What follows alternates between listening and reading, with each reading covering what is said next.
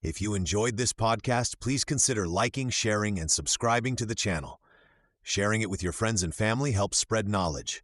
And when we help others grow, we grow too. Thank you so much for listening. Let's dive into the podcast.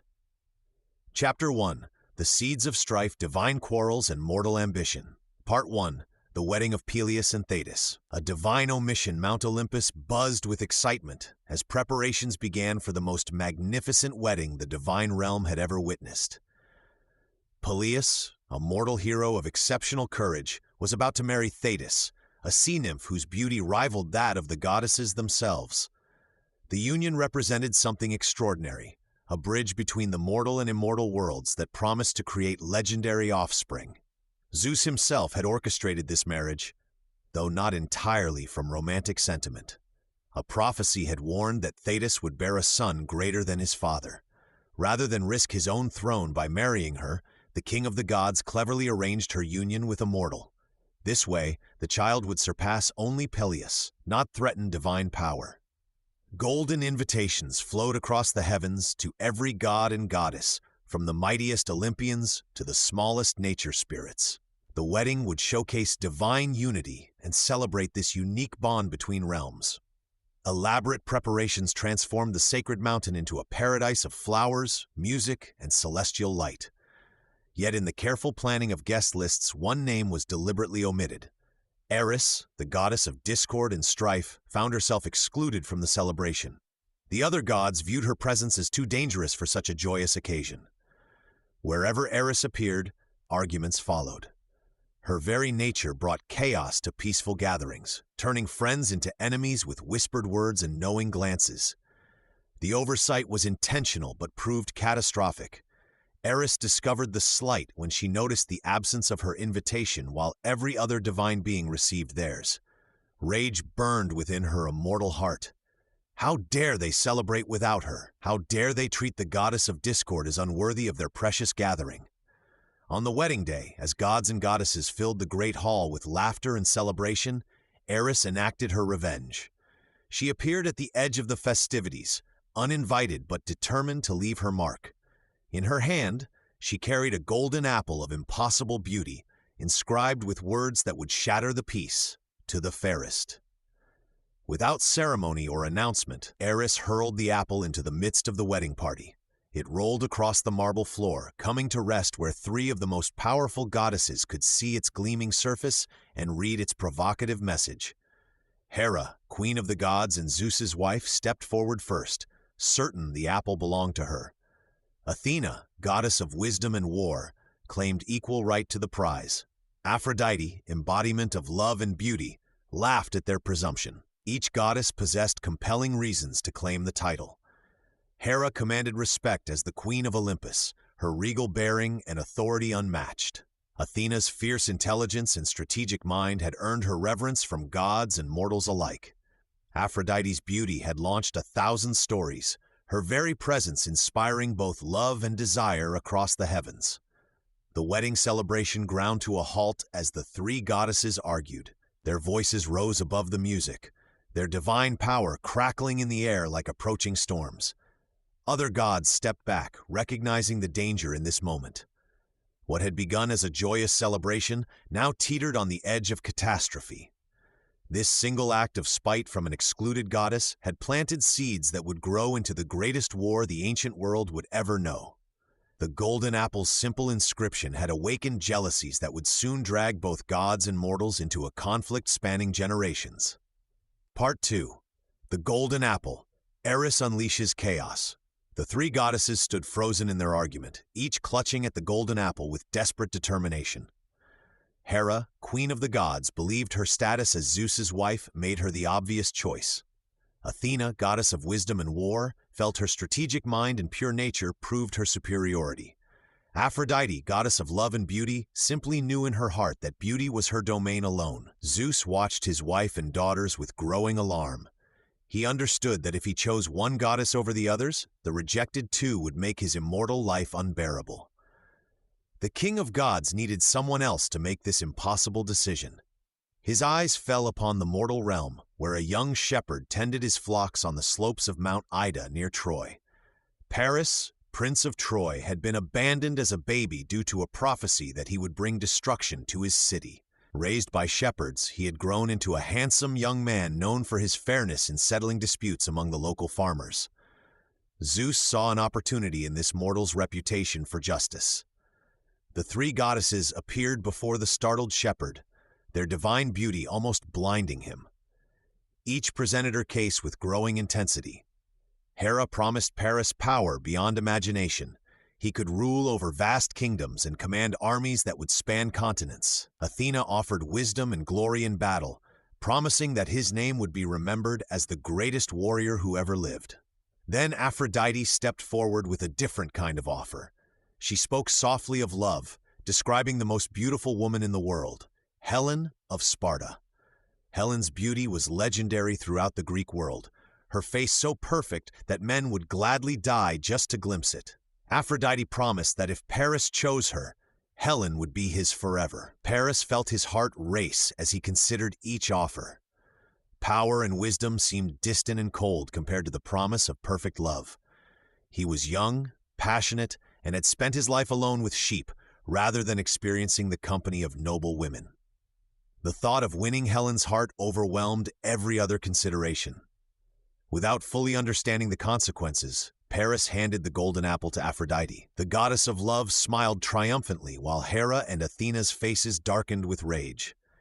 In that moment, Paris had unknowingly chosen the path that would lead to Troy's destruction. The rejected goddesses departed in fury, already planning their revenge against Paris and his city. Aphrodite began weaving her magic to fulfill her promise. She would ensure that Helen fell in love with Paris, regardless of the fact that Helen was already married to Menelaus, the powerful king of Sparta. What seemed like a simple choice between three beautiful goddesses had actually determined the fate of two civilizations. Paris's decision would soon draw him to Sparta, where his meeting with Helen would shatter the peace that had existed between the Greek kingdoms for generations. Part 3. The Judgment of Paris. Choosing desire over duty. Aphrodite's promise hung in the air like honey, sweet and impossible to resist. Paris felt his heart race as he imagined holding the most beautiful woman in the world. The other goddesses watched him carefully, sensing which way his decision would lean. Hera had offered him power over all of Asia. Athena had promised wisdom and victory in every battle. But what young man could resist the goddess of love when she spoke of passion and desire? Paris lifted the golden apple with trembling hands. The weight felt heavier than expected, as if it contained the future itself. He looked at each goddess one final time. Hera stood tall and regal, her eyes promising kingdoms and riches. Athena radiated strength and intelligence, offering him glory that would echo through the ages. But Aphrodite smiled with knowing confidence, her beauty overwhelming his senses. "The apple belongs to Aphrodite," Paris declared, his voice barely steady. He placed the golden fruit in her outstretched hand. The moment the words left his lips, everything changed. Hera's face twisted with rage, her divine composure cracking like a broken mask. Athena's eyes flashed with cold fury, already calculating her revenge. The two scorned goddesses vanished in swirls of anger, their curses following them like thunder after lightning. Paris had made enemies of two of the most powerful beings in existence. Aphrodite glowed with triumph. She stepped closer to Paris, her voice soft as silk. "You have chosen wisely, beautiful prince. Helen of Sparta awaits you. Her beauty surpasses all mortal women. She will love you as no woman has ever loved before." Paris felt intoxicated by her words, but a small voice in his mind whispered warnings. Helen was married to Menelaus, king of Sparta. Taking another man's wife would break every law of hospitality and honor that held the Greek world together. Yet the promise of such love made his blood sing. He pushed aside thoughts of duty and consequence. The goddess touched his shoulder, and immediately Paris felt her magic working through him. His appearance became even more handsome, his charm more irresistible. "Remember," Aphrodite whispered, "desire conquers all obstacles. Helen will see you and forget everything else." As the goddess disappeared, Paris stood alone on the mountainside. The simple task of judging beauty had become something far more dangerous. He had chosen personal desire over wisdom and power. He had chosen love over honor. The decision felt right in his heart, but his mind knew the price would be terrible. The journey to Sparta beckoned. Paris could already imagine Helen's face, could feel her love calling to him across the sea. He had no idea that his choice would drag two civilizations into a war that would last 10 years and destroy countless lives. All he knew was that the most beautiful woman in the world was waiting for him. Part 4. Helen's Abduction, the spark that ignited Greece. Paris's journey to Sparta felt like a dream guided by divine hands. The Trojan prince arrived at Menelaus's palace bearing gifts and speaking words of friendship, but his true purpose burned like fire in his chest. Aphrodite's promise echoed in his mind with every step he took through the marble halls. When he first saw Helen, the world seemed to stop. Her beauty was beyond anything mortals should possess, as if the gods had crafted her from starlight and poetry. Menelaus welcomed Paris with the hospitality sacred to Greeks. Wine flowed freely, and the king shared stories of his adventures while Helen sat quietly nearby, her presence filling the room like sunlight. Paris found himself stealing glances at her, and each time their eyes met, something electric passed between them. He wondered if she felt the same pull, the same impossible attraction that made his heart race. The exact details of what happened next remain disputed. Some say Paris seized Helen by force while Menelaus was away on urgent business. Others claim Helen willingly fled with the handsome prince, abandoning her husband and daughter for a love too powerful to resist. What matters is not how it happened, but what it meant. In a single night, Helen of Sparta became Helen of Troy, and the ancient world trembled. When Menelaus returned to find his wife gone and his guest house empty, his rage shook the palace walls. The insult cut deeper than any sword. Paris had violated the sacred bond of hospitality, stolen a man's wife, and dishonored the entire Greek nation. This was not just a personal betrayal, but an attack on everything the Greeks held sacred about honor, marriage, and trust between kingdoms. Word spread like wildfire across the Greek islands and mainland. Kings and warriors who had never met Helen felt their blood boil at the news. The woman they had all desired, the prize that many had sought in marriage, had been stolen by a foreign prince. The act struck at the heart of Greek pride and their sense of justice. Old alliances suddenly mattered more than ever. Years earlier, when Helen had chosen Menelaus as her husband, dozens of disappointed suitors had sworn a sacred oath. They promised to defend her chosen husband against any threat to their marriage. Now that oath came due. Kings who might have preferred to stay home, warriors who had their own concerns, and city-states with their own problems found themselves bound by honor to act. Agamemnon, Menelaus's powerful brother and king of Mycenae, saw opportunity in the crisis. He began sending messengers across Greece, calling in old debts and forging new alliances. What had started as one man's heartbreak was becoming a national cause. The greatest military expedition in Greek history was about to begin, all because a prince chose love over wisdom and a woman chose passion over duty. Part 5. Oaths and Alliances. Calling the kings to war. Agamemnon's messengers rode hard across the Greek countryside, carrying urgent summons to every palace and stronghold. The great king knew exactly which weapon to use against any reluctant ally, their own sacred words. Years earlier, when Helen had reached marriageable age, her beauty had drawn dozens of powerful suitors from across Greece. Her father Tyndareus had faced an impossible choice that could have sparked civil war among the disappointed suitors. The clever solution came from Odysseus himself. Before Helen chose her husband, all suitors would swear a binding oath. They promised to defend whoever she married against any threat to their union. Every king, prince, and warrior had spoken these words before the gods, sealing their fate with divine witnesses. When Helen chose Menelaus, the oath bound them all to his protection. Now that sacred promise demanded payment. Agamemnon's letters reminded each man of his sworn word. Kings who ruled distant islands, warriors busy with their own campaigns, and city-states dealing with local troubles found themselves trapped by honor. Breaking such an oath would bring divine punishment and eternal shame. Some came willingly, eager for glory and plunder. Others arrived reluctantly, bound by duty rather than desire. Achilles, the greatest warrior of his generation, initially tried to avoid the call by disguising himself among women. His mother Thetis knew prophecies that promised him either a long, peaceful life or eternal fame through death in battle. But destiny and Odysseus's cunning eventually dragged him to the gathering forces.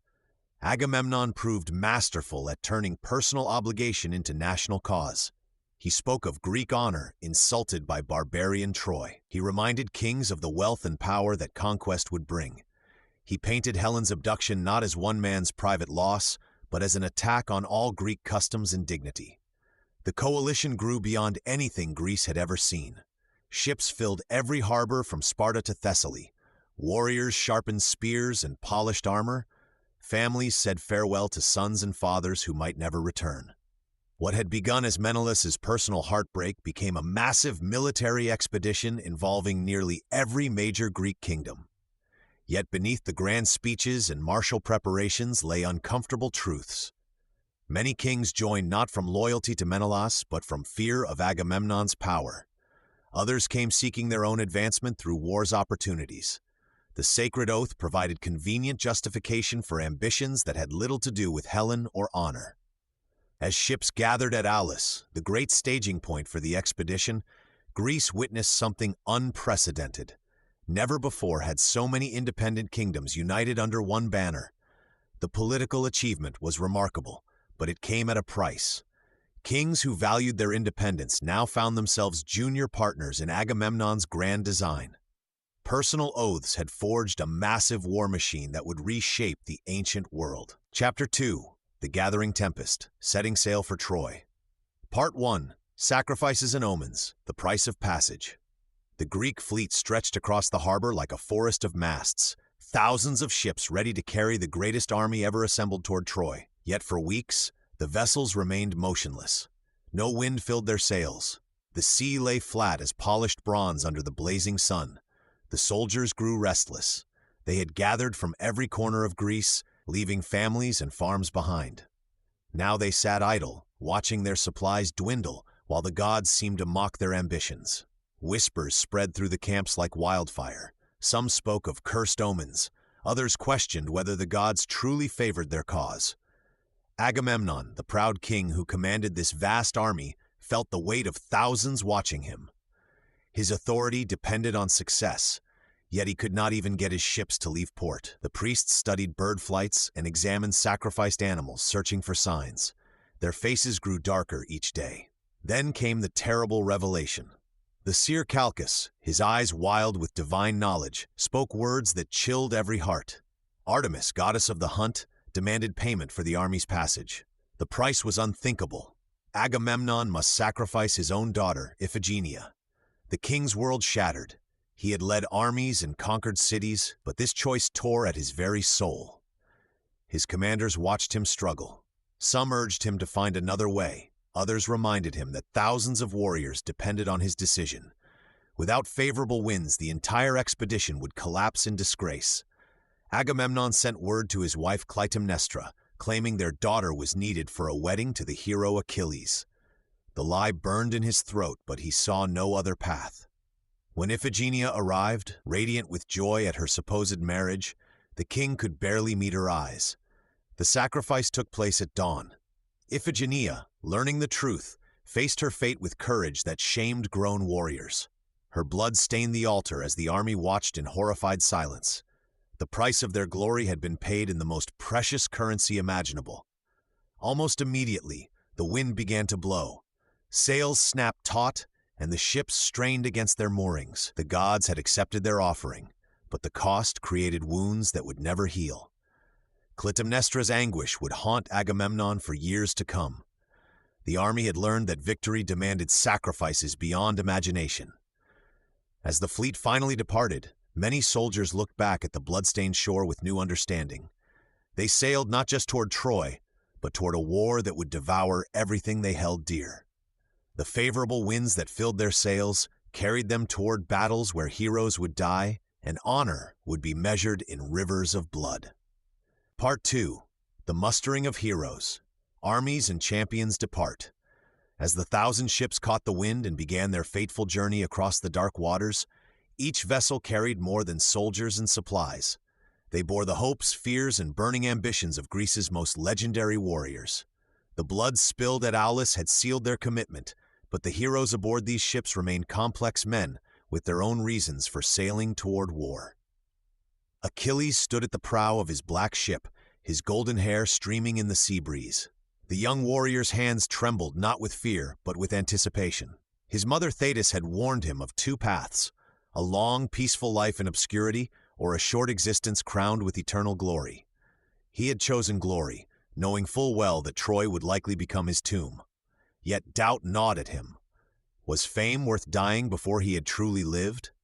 On another vessel, Odysseus stared at the horizon with calculating eyes. The king of Ithaca had tried desperately to avoid this war, even pretending madness when the recruiters came. He thought of his wife Penelope and infant son Telemachus, left behind on his rocky island kingdom. Unlike the eager young warriors around him, Odysseus understood the true cost of war. He sailed not for glory, but because honor demanded it, though his clever mind already worked on strategies to survive and return home. Ajax the Great commanded respect through sheer presence alone. Massive and unshakable, he served as a rallying point for nervous soldiers. Yet even this tower of strength harbored private fears. He knew that in the shadow of more famous heroes like Achilles, his own achievements might be forgotten. The thought of dying unnamed in a foreign land haunted his quiet moments. Menelaus, the wronged husband whose stolen wife had sparked this entire conflict, struggled with conflicting emotions.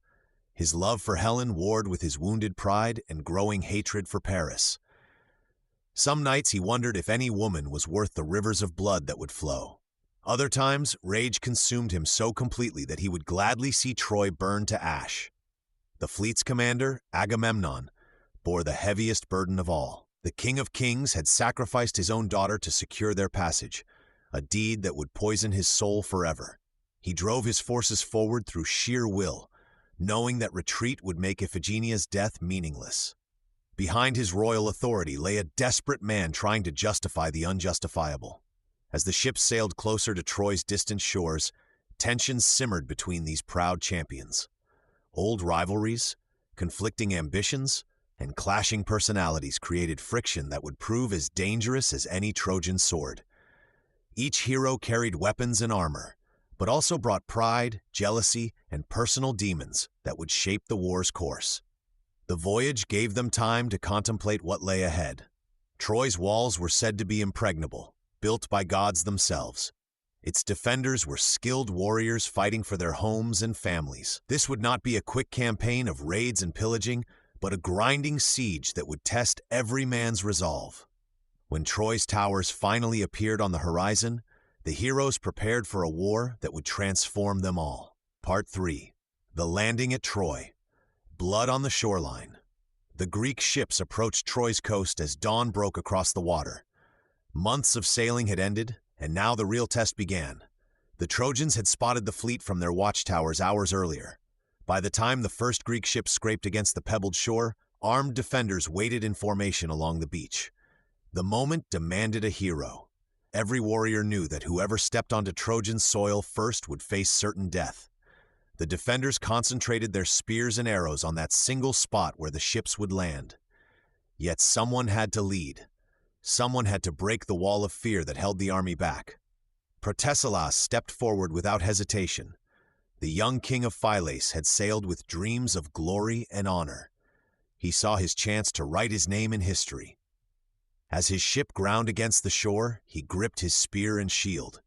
His men watched as their leader prepared to leap into what everyone knew was death. The Trojan archers drew their bowstrings tight. Spearmen lowered their bronze points toward the approaching Greeks. Behind them, more warriors rushed down from the city walls. Troy's defenders understood this moment as clearly as their enemies did. If they could break this first assault, if they could fill the Greeks with terror from the very beginning, perhaps the invaders would sail away.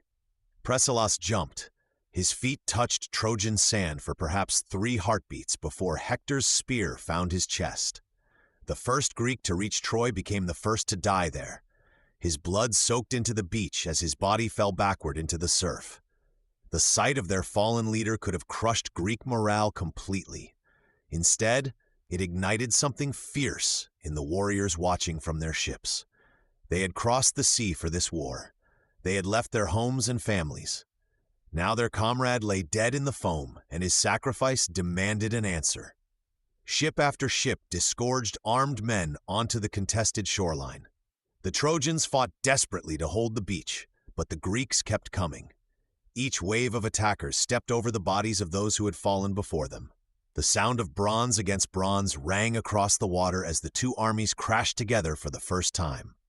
Hours passed before the Greeks established their foothold. The cost was terrible. Bodies floated in the red-stained waves. Wounded men crawled toward the ships while their comrades fought on. But the invasion had begun. There would be no turning back now.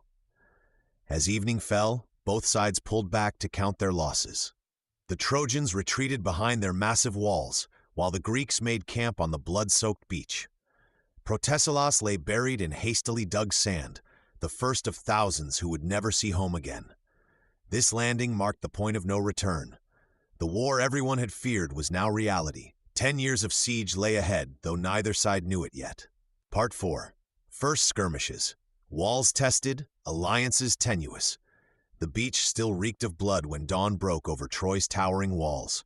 Both armies now faced each other across a narrow strip of land that would become their battlefield for years to come. The Greeks had secured their foothold, but the real test was just beginning. King Priam stood atop Troy's highest tower, watching the enemy camp spread like a dark stain along his shoreline. His city's walls rose 60 feet into the sky, built from massive stones that had withstood countless attacks over generations. These fortifications were Troy's greatest strength, and Priam knew it. But walls meant nothing if the men defending them lost heart.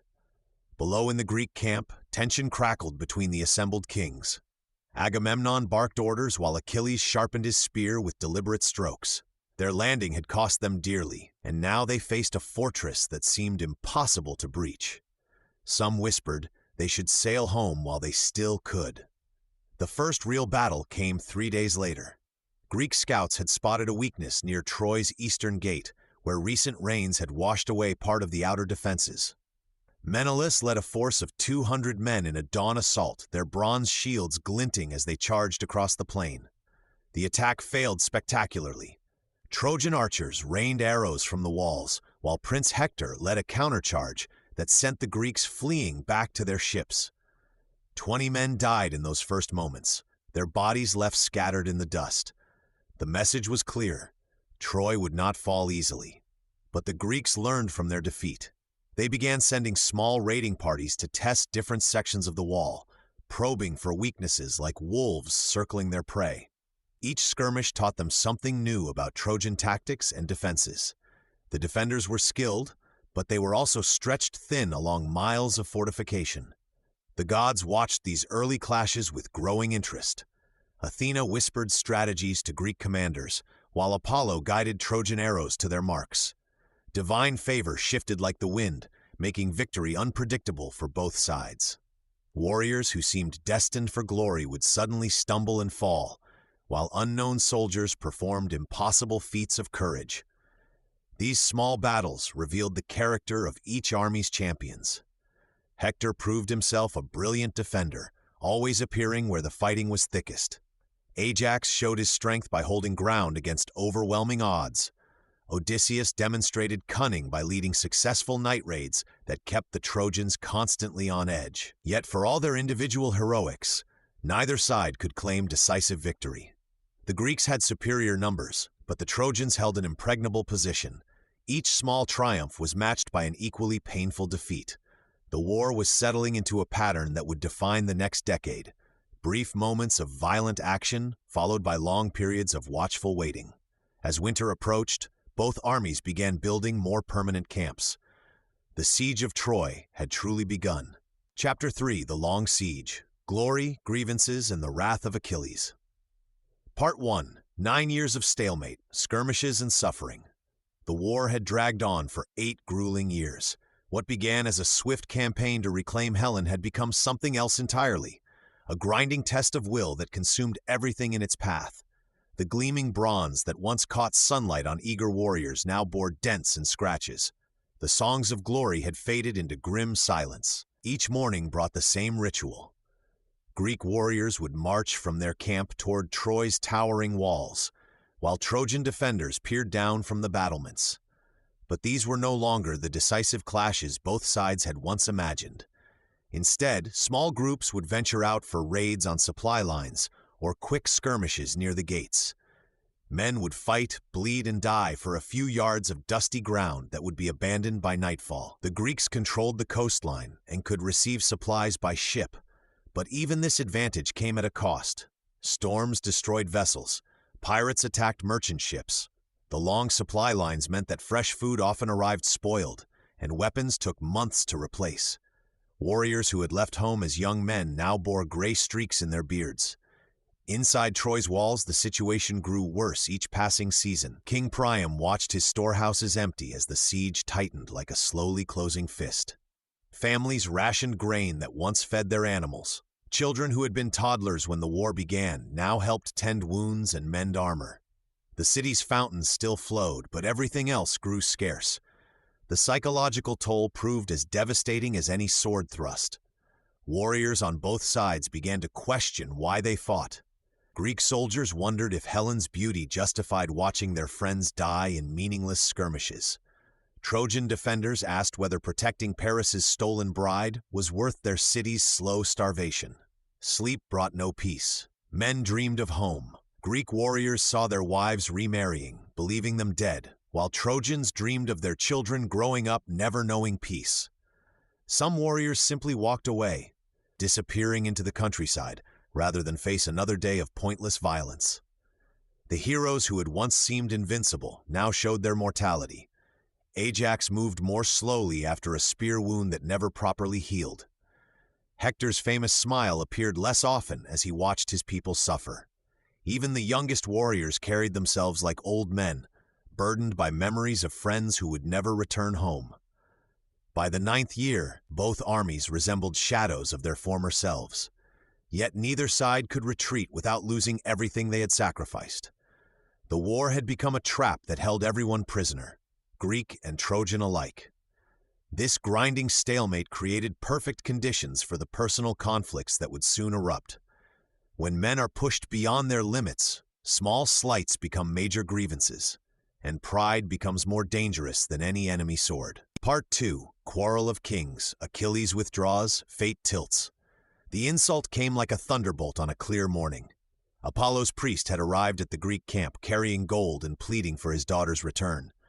Chryseis had been Agamemnon's prize, taken during a recent raid. The old priest begged with tears streaming down his weathered face, offering riches that could feed an army. Agamemnon's response was swift and cruel. He sent the priest away with harsh words, threatening violence if the old man returned. But gods do not forget such treatment of their servants. Apollo's arrows began falling like deadly rain across the Greek camp. Men dropped where they stood, burning with fever. The funeral pyres burned day and night, filling the air with smoke and the stench of death. For 9 days the plague raged. Finally, Achilles called an assembly. The greatest warrior among the Greeks stood before the crowd, his voice cutting through the morning air. They needed a seer to explain this divine wrath. Calchas the prophet stepped forward, but only after Achilles promised protection. The truth was simple and terrible. Agamemnon must return Chryseis to her father, or they would all die. The king's face turned red with rage. He would return the girl, but not without compensation. His eyes fell on Briseis, the Trojan woman who had become Achilles' prize and beloved companion. If he must lose his reward, then Achilles would lose his too. The camp fell silent. Every man present understood what this meant. In their world, honor was everything. A warrior's prizes reflected his worth, his standing among his peers. To take another man's rightful prize was the deepest possible insult. Achilles' hand moved to his sword. The bronze blade sang as it cleared the scabbard halfway before stopping. Something held him back. Perhaps divine intervention, perhaps his own wisdom. Instead, he chose words as his weapons. He called Agamemnon a coward who hid behind others while they fought and died. The king cared more for his own comfort than the lives of his men. The final blow came with Achilles' oath. He would fight no more for Agamemnon. His sword would remain sheathed. His spear would gather dust. Let the Greeks face Troy's champions without their greatest warrior. When they lay dying in the dust, crying out for the hero they had insulted, then perhaps they would remember the value of honor. As Briseis was led away, her eyes met Achilles one last time. The balance of war had shifted in a single morning. Without their mightiest champion, the Greeks would learn what it meant to face Hector and Troy's defenders alone. Part 3. Divine Interventions. The Battlefield of Gods and Men. As Achilles brooded in his tent, refusing to lift his spear for Greece, something far more dangerous than human anger stirred across the heavens. The gods had been watching this war from the beginning, but now they chose sides with the passion of mortals. What began as a dispute between men would become a battlefield where immortals fought through their chosen champions. Zeus himself had tried to remain neutral, but even the king of gods could not resist the pull of this magnificent conflict. His wife Hera burned with hatred for Troy, still bitter over Paris choosing Aphrodite as the most beautiful goddess. Athena shared this grudge, her wisdom turned to warfare. On the other side, Aphrodite protected Paris, the mortal who had honored her.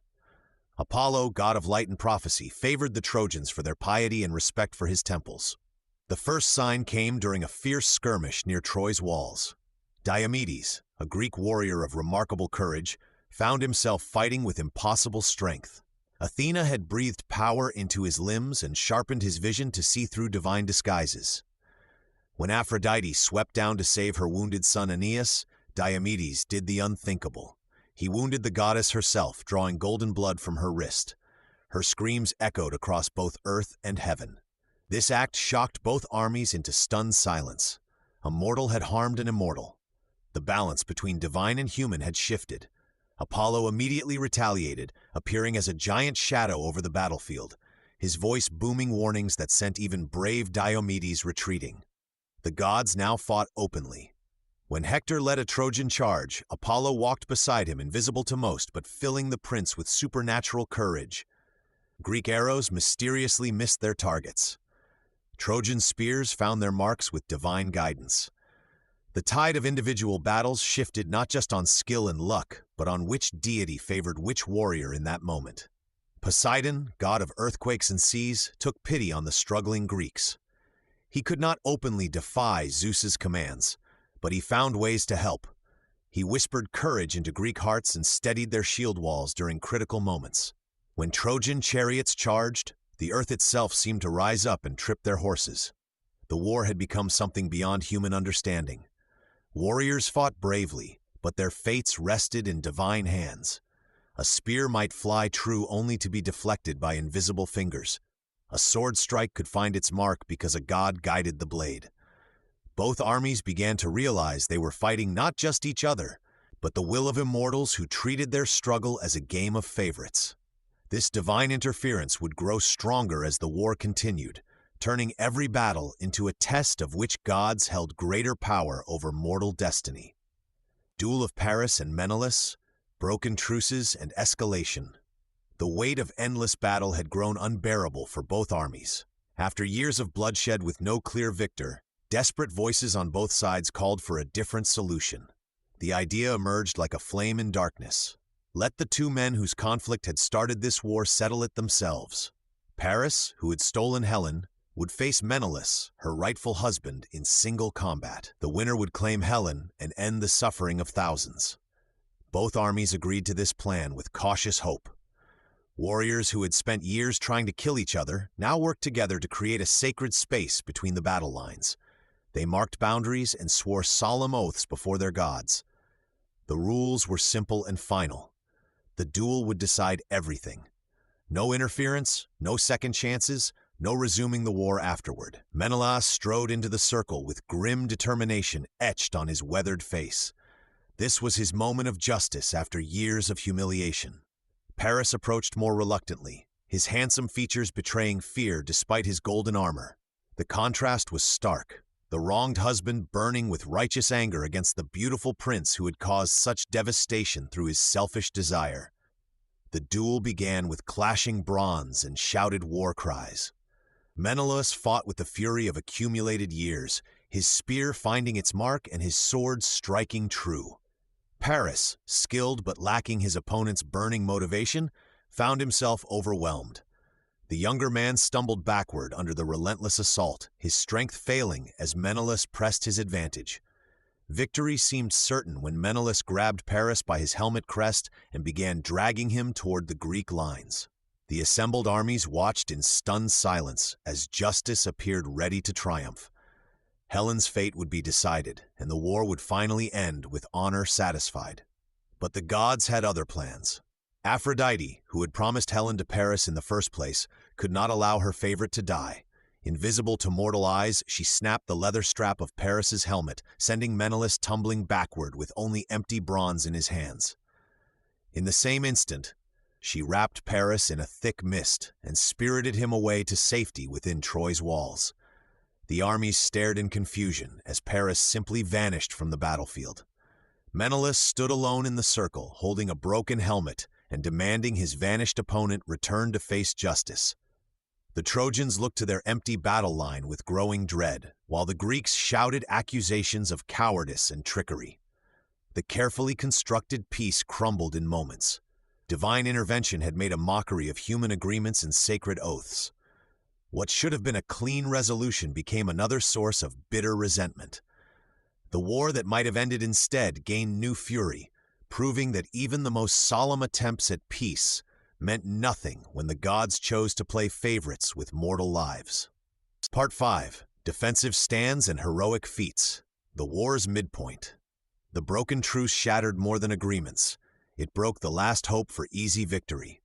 Both armies returned to their camps that evening knowing the war would drag on, but neither could predict how their greatest champions would soon transform the battlefield into a stage for legends. Hector felt the weight of Troy's survival pressing on his shoulders as he walked the city walls at dawn. Below him, Greek ships stretched along the shore like hungry beasts. His people looked to him not just as a prince, but as their shield against destruction. Every morning brought new reports of Greek raids on nearby villages, cutting off food supplies and trade routes that kept Troy alive. The Trojan prince understood that defense meant more than standing behind walls. He began leading bold strikes against Greek positions, hitting their supply lines and forcing them to fight on multiple fronts. When Greek warriors advanced toward Troy's gates, they found Hector waiting with carefully positioned troops, turning every approach into a deadly trap. His bronze spear became a symbol of hope for the Trojans and fear for their enemies.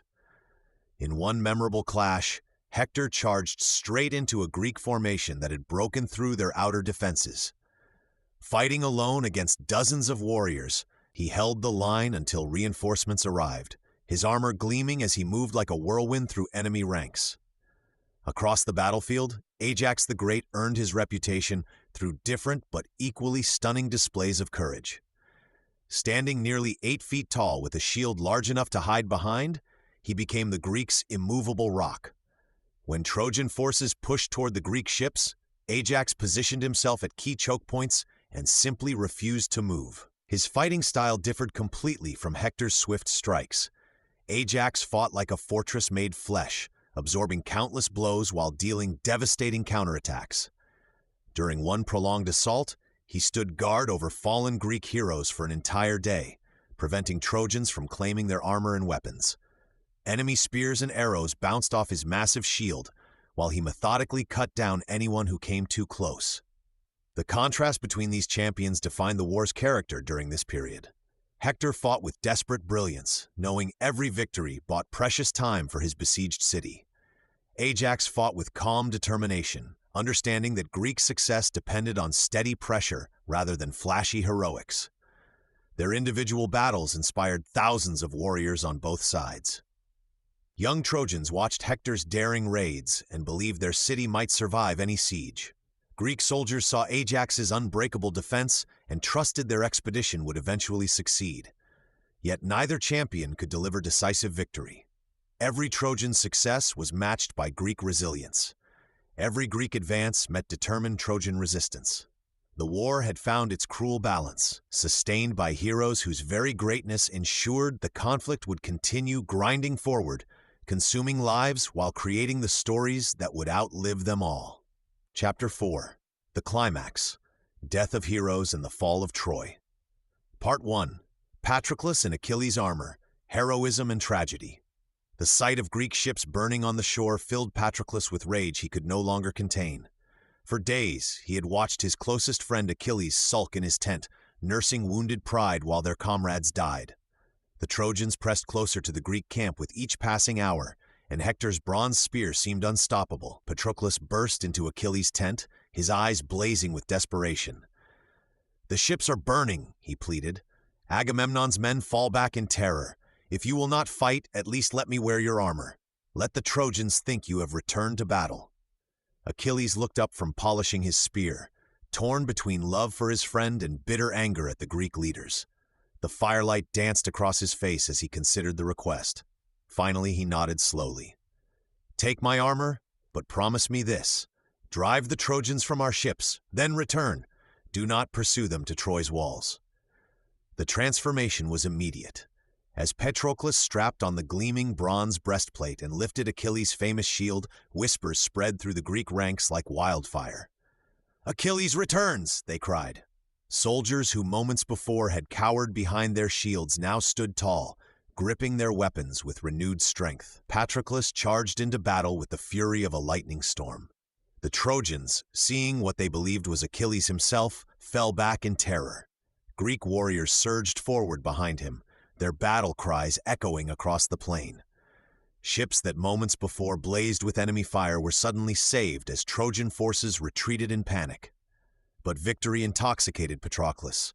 The promise he had made to Achilles faded as he pursued the fleeing Trojans toward their city walls. 3 times he scaled the ramparts of Troy itself, and 3 times the god Apollo hurled him back down. The 4th time, Apollo's invisible hand struck him, loosening his armor and leaving him dazed.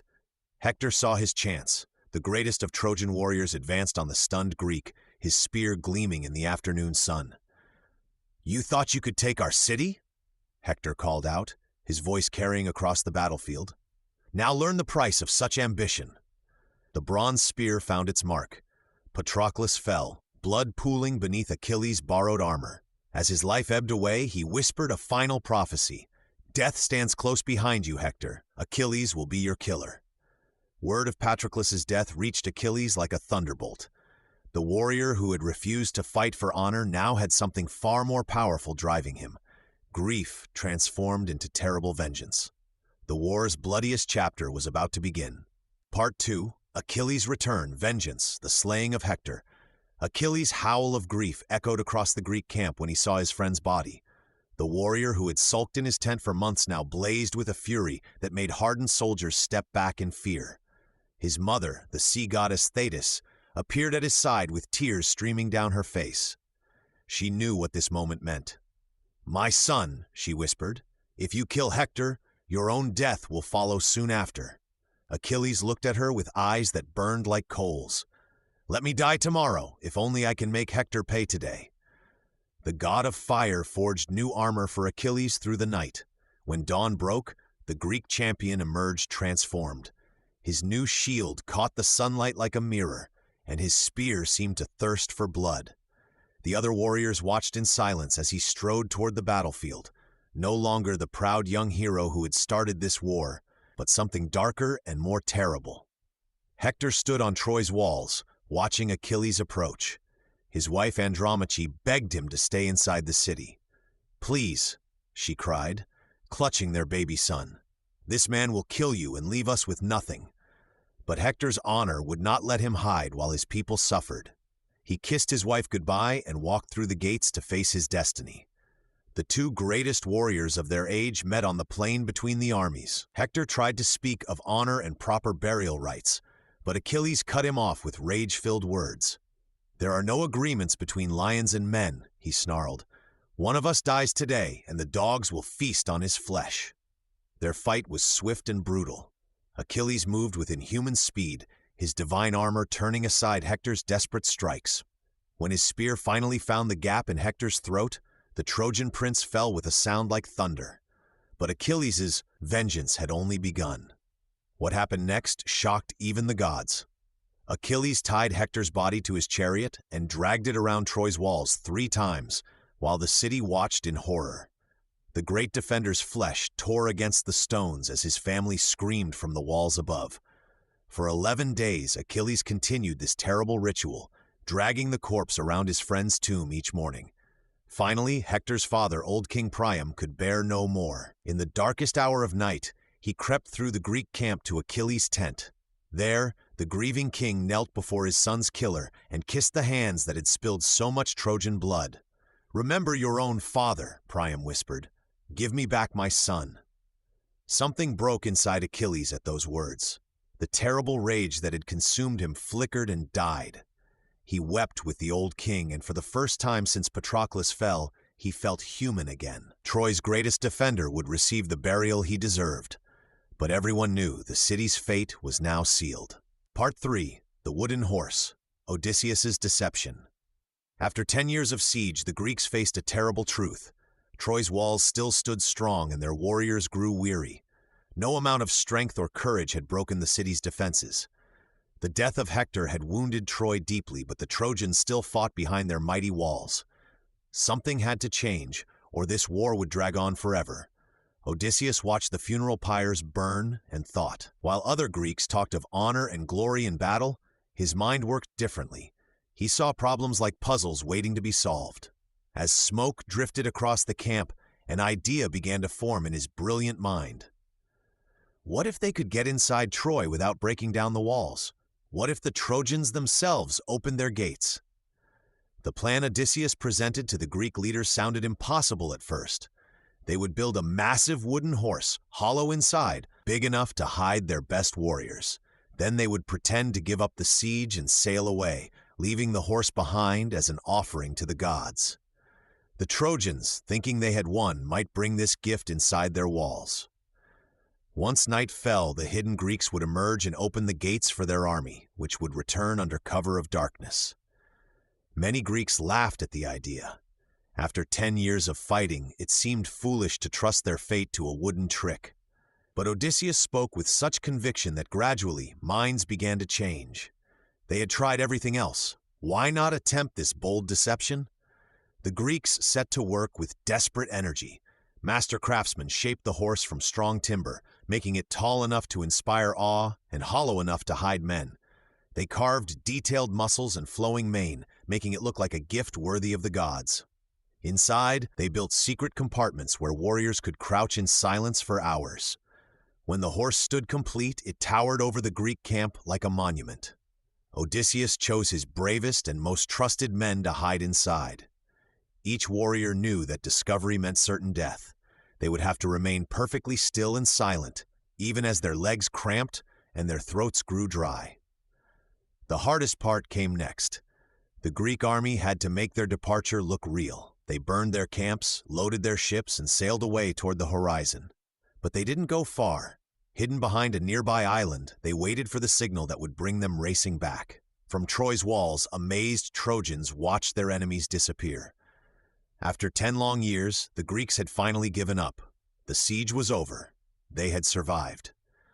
As celebration began in the streets, scouts reported something strange left behind on the beach. The Greeks had abandoned a giant wooden horse. The sight of the magnificent horse sparked fierce debate within Troy's walls. Some saw it as a peace offering to the gods. Others smelled danger in this unexpected gift. The horse was too perfect, too convenient.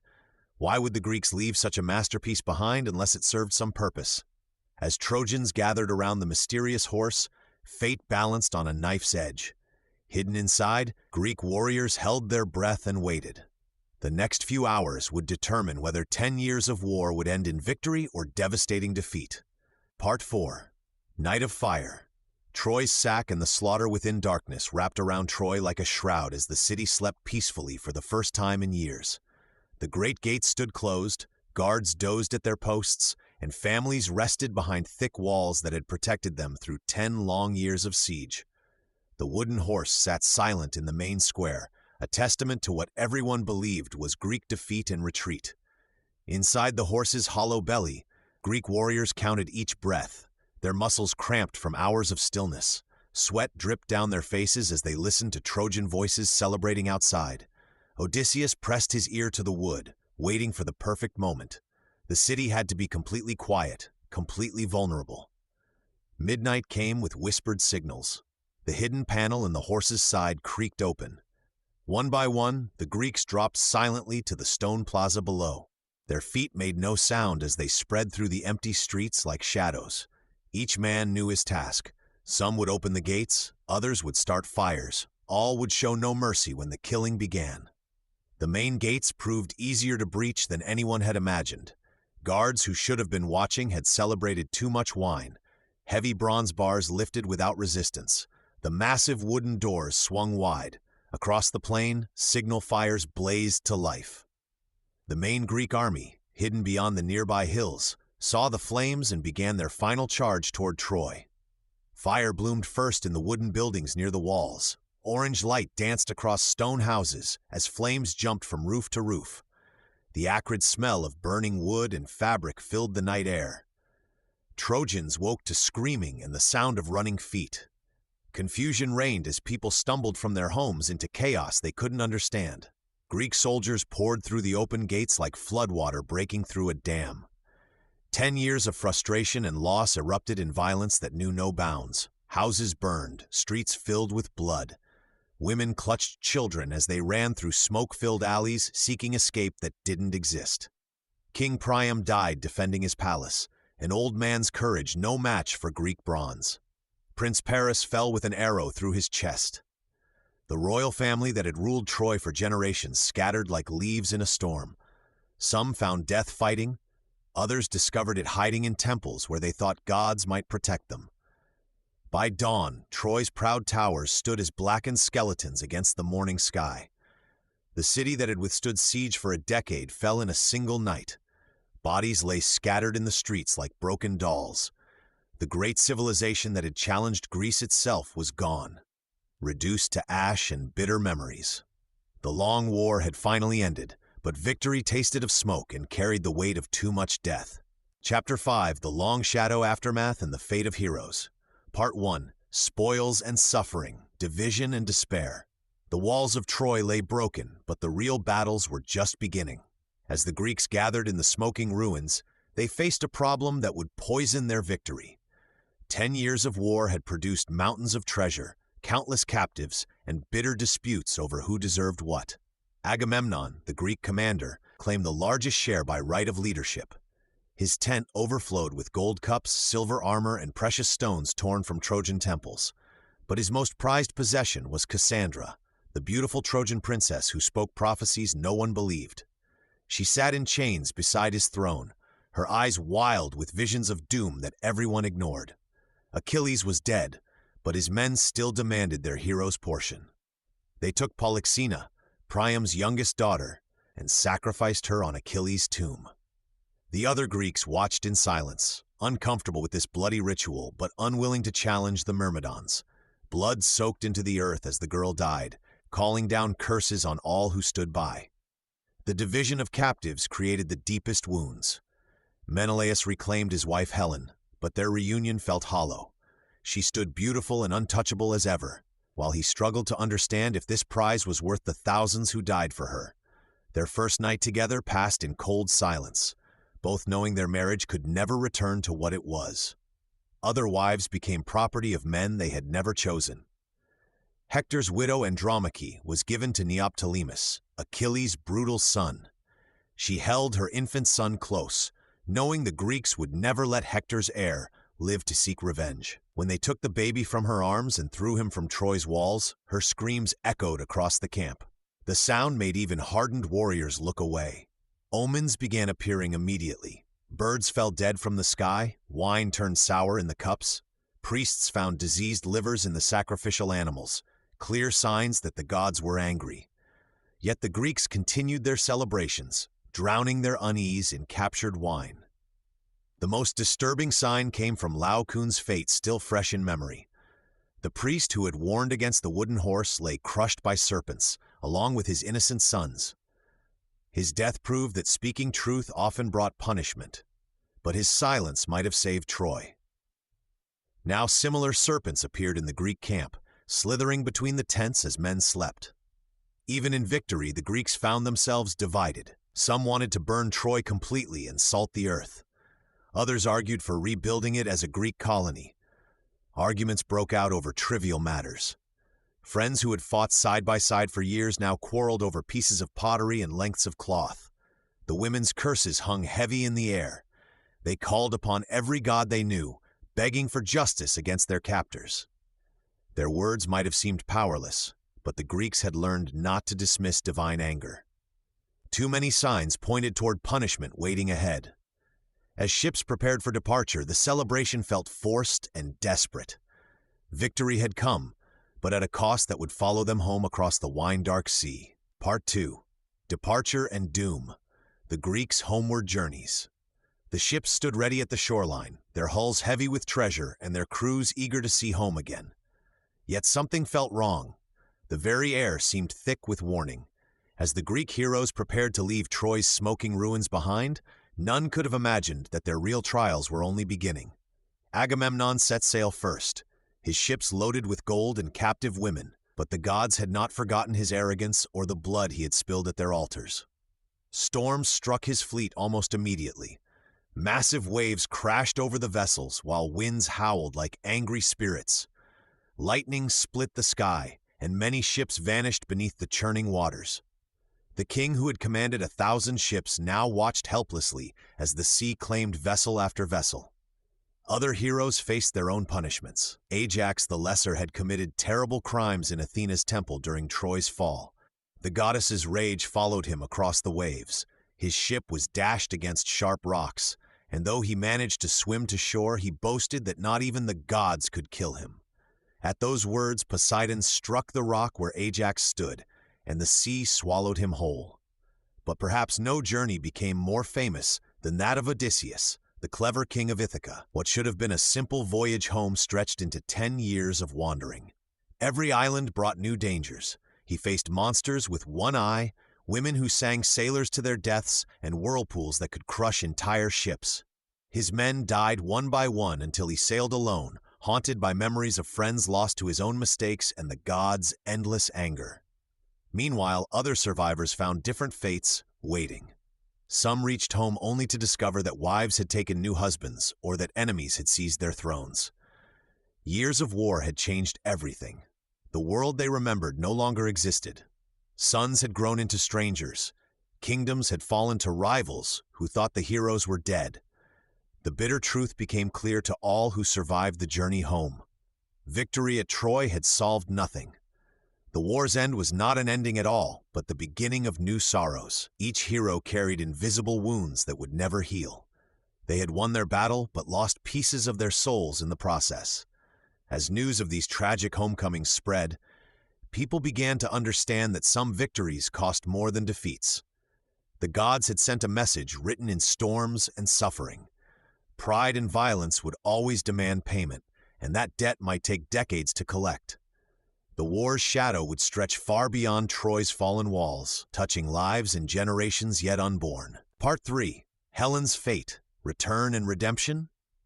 Among all the tragic homecomings that followed Troy's fall, one figure's return proved most surprising. Helen, the woman whose face had launched 1,000 ships and whose choices had ignited the greatest war in memory, sailed back to Sparta beside her husband Menelaus. Their ship cut through the same waters that had once carried armies bent on her rescue. The journey home was quiet. Menelaus, weathered by 10 years of siege and loss, sat beside the woman who had caused it all. Helen's beauty remained, but something had changed in her eyes. The weight of countless deaths pressed upon both of them. Troy's children had died because of her flight to Paris. Greek mothers had lost sons because of her choices. Yet here she was, returning to the palace she had abandoned. When their ship reached Spartan shores, people gathered to see the woman who had started everything. Some expected punishment. Others whispered of justice finally served. But Menelaus made his decision clear. He would take Helen back as his wife. No execution would follow, no exile would be imposed. The woman who had brought war would return to her throne. This choice puzzled many. How could a king forgive such betrayal? Some said Menelaus still loved her deeply, unable to resist the same beauty that had first won his heart. Others believed the gods had willed this outcome, that Helen's fate was never truly in mortal hands. Perhaps both explanations held truth. Helen's return raised difficult questions about blame and forgiveness. Had she been a willing participant in her own abduction, or had divine forces moved her like a piece on a game board? The gods had used her beauty to thin the ranks of heroes, reducing the population of warriors who might challenge their power. In this view, Helen became less villain than victim. Back in Sparta, Helen resumed her role as queen, but whispers followed her everywhere. Children learned her story as a warning about desire and consequence. Poets would debate her character for generations. Was she evil personified or merely human, caught in circumstances beyond her control? Her legacy remained split between blame and sympathy. The war had needed a cause, and Helen's beauty provided one that men could understand. But wars rarely have single causes. Political tensions, economic rivalries, and personal ambitions had all played their parts. Helen became the symbol that simplified a complex conflict. As years passed, Helen lived quietly in Sparta, perhaps understanding that her second chance came with permanent scrutiny. Her story would outlive her, becoming a reminder that individual choices can echo through history in ways no one can predict. She had survived her own legend, but that legend would survive her. Part 4. Exiles and New Beginnings, Aeneas and the Seeds of Rome. While Helen returned to Sparta and most Greek heroes struggled homeward, another story was just beginning. Among the flames of Troy's final night, a different fate awaited Prince Aeneas. As buildings collapsed and screams filled the air, this Trojan warrior faced an impossible choice. His city was lost, but his people needed hope. Aeneas had fought bravely throughout the 10-year siege. Now, with enemy soldiers flooding the streets, he could have died fighting like so many others. Instead, something deeper called to him. Perhaps it was duty to his family, or maybe divine guidance, but Aeneas chose survival over glorious death. He gathered what remained of his people and prepared to leave everything behind. The image of Aeneas carrying his elderly father Anchises on his shoulders while leading his young son Ascanius by the hand became the symbol of their exodus.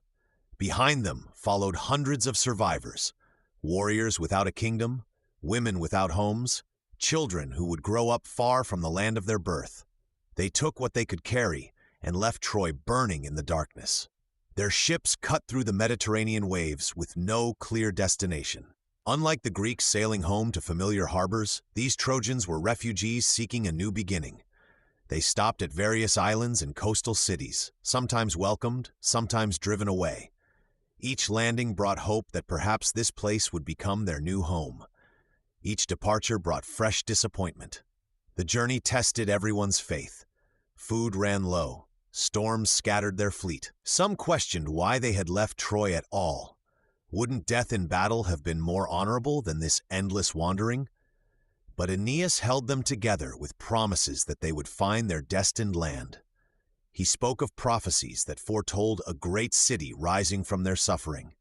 Through years of travel, the survivors learned to see themselves differently. They were no longer just Trojans mourning their lost city. They were becoming something new, the seeds of a future civilization.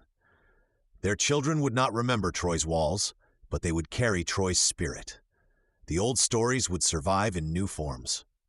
When they finally reached the Italian coast, the weary travelers found fertile land and people willing to make alliances. Here they could build again. The settlements they established would grow slowly but steadily. Local tribes intermarried with Trojan families. New customs emerged from old traditions blended with fresh influences. Aeneas never saw the great city his descendants would build, but his choice on Troy's final night had planted something that would outlast all the Greek victories. From the ashes of one civilization, another was taking root. The story was far from over. It was beginning again. Part 5. The Echo of Legends, Troy's Enduring Legacy. The seeds planted by Aeneas would grow into something magnificent, but the story of Troy itself was transforming into something equally powerful. As generations passed, the actual war began to merge with stories told around fires and sung by wandering poets. What had once been bitter memory became beautiful verse. Homer's words breathed new life into old wounds. His songs turned warriors into legends and battles into poetry that would echo through countless ages. The Iliad and Odyssey became more than stories. They became the foundation of how people understood heroism, honor, and the terrible price of human ambition.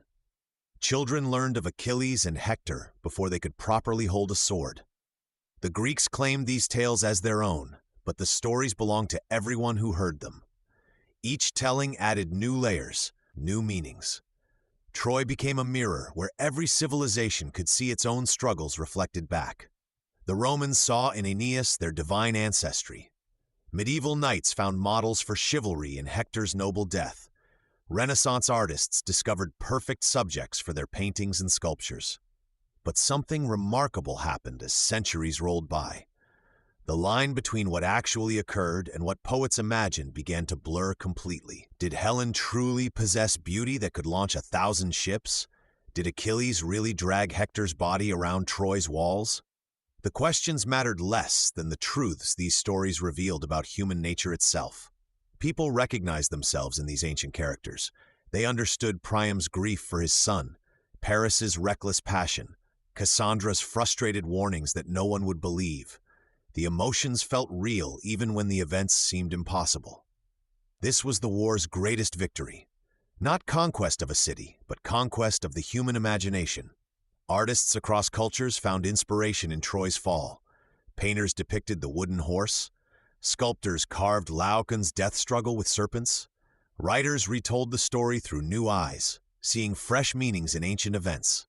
Each generation discovered something different in the tale, proof of its endless richness. The story proved especially powerful because it contained no simple heroes or villains. Both sides fought bravely. Both sides suffered terrible losses. This complexity made the tale feel true to human experience, where right and wrong often tangle together in impossible knots. Modern archaeologists would eventually find ruins that might be Troy, but by then the mythical city had become more real than stone and mortar. The Troy that mattered lived in books, in art, in the collective memory of humanity. It had become immortal in ways that no physical city ever could. The war's themes, love and hatred, loyalty and betrayal, the clash between duty and desire, remain as relevant today as they were 3,000 years ago. Troy's story endures because it speaks to something eternal in the human condition, ensuring that this ancient tale will continue inspiring new generations for centuries to come.